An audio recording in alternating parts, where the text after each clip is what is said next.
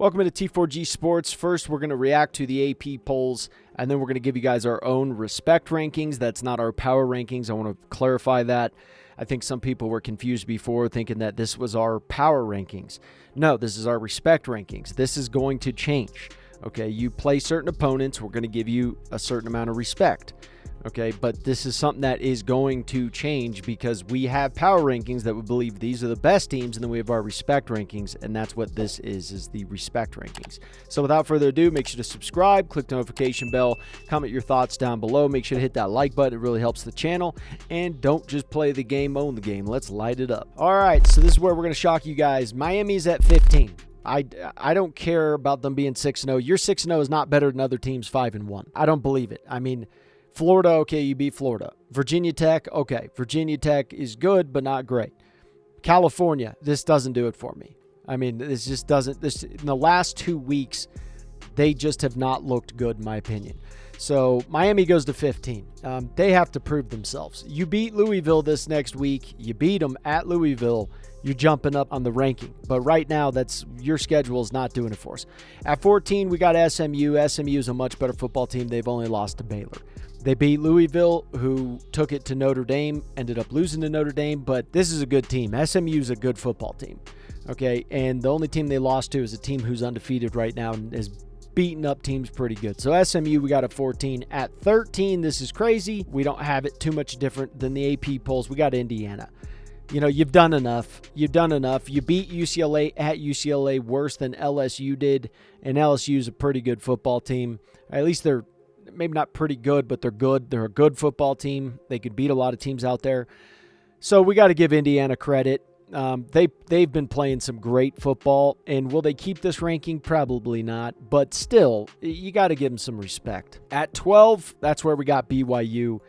They've just done everything they need to do. You beat SMU at SMU, Kansas State when they're ranked 38-9, Baylor, Arizona. They've done exactly what they need to do. Well-coached football team, looking really good. Clemson is at 11. So we're not too far off the AP polls there. But here's the thing about Clemson. The only thing hurting them, because in a power ranking they'd be top 10, but the only thing hurting them is the fact that they just haven't played anyone, right? They played Georgia, lost to Georgia, Appalachian State, NC State, Stanford, Florida State, Wake Forest. They're not doing it for me. You're doing well against those teams, but it's not enough for me to say you should be ranked much higher than 11. I just, those are not the teams.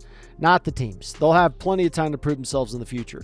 At number 10, this is where some people might say, that's an interesting one. We got Texas A&M here. You lost to Notre Dame. Aside from that, you beaten everyone. Yeah, Bowling Green, you struggled against them, but so did Penn State, and Penn State's pretty damn good. You beat Arkansas, who beat Tennessee. Missouri, who was overranked, but you treated them like such, and that's good enough for me. I'm putting Texas A&M at 10. At number 9, we got LSU. LSU's done enough to be ranked that high. You lost to USC. USC's a damn good football team. I think Texas A&M and LSU are basically tied. Both good enough to beat you, and they've done enough. Okay, at 8, this is where we have Georgia, because I don't believe Georgia should be ranked ahead of Alabama. Makes no damn sense to me because Alabama lost to Vanderbilt, but yet in the last 4 weeks, Georgia has struggled 13-12 against Kentucky, so they were 2 points away from being 2-2 on the damn season already. This game against Auburn did not look as good as the score shows it. It did not look good. Then you play Mississippi State 41-31. You're playing them at home. I mean, Florida did better than you at Mississippi State than Georgia did at home. Florida, they scored 45 and only allowed 28.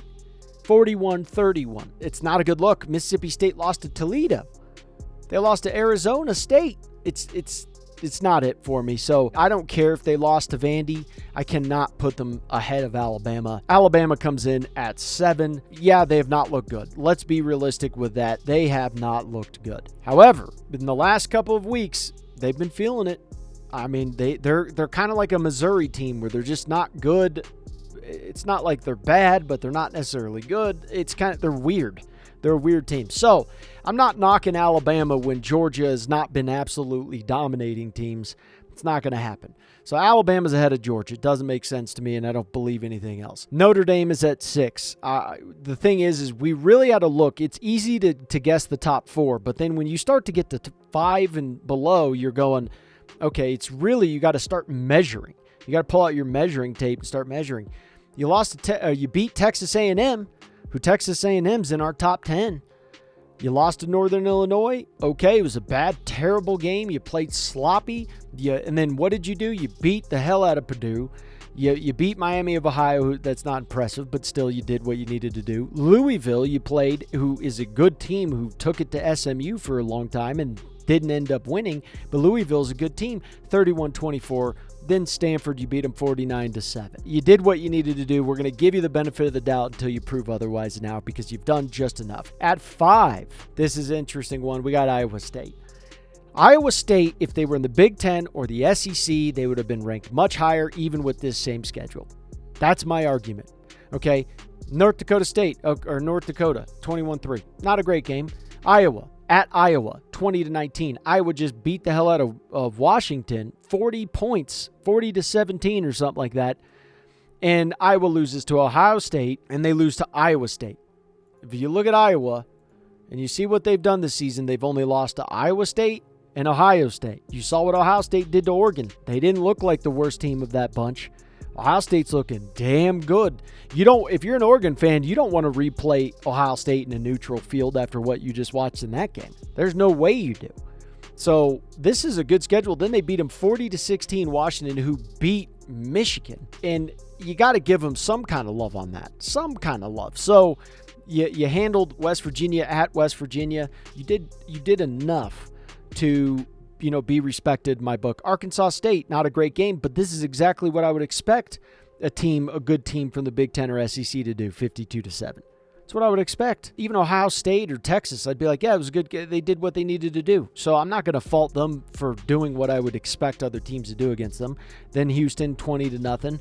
Baylor, 43-21. West Virginia, 28-16. Good enough for me. And then at 4, we got Ohio State. For obvious reasons, Ohio State's a beast. 3, we got Penn State. 2, we got Texas, just because of the fact that Texas, we don't believe, deserves it more than Oregon for beating, because they're kind of mixing in power rankings along with respect rankings, and I just don't agree with that, because beating Michigan, Mississippi State, and Oklahoma does not carry the same value as Oregon beating Ohio State, in our opinion. So Oregon goes to number 1. So there is our rankings for Week 8. Let us know what you guys think down below.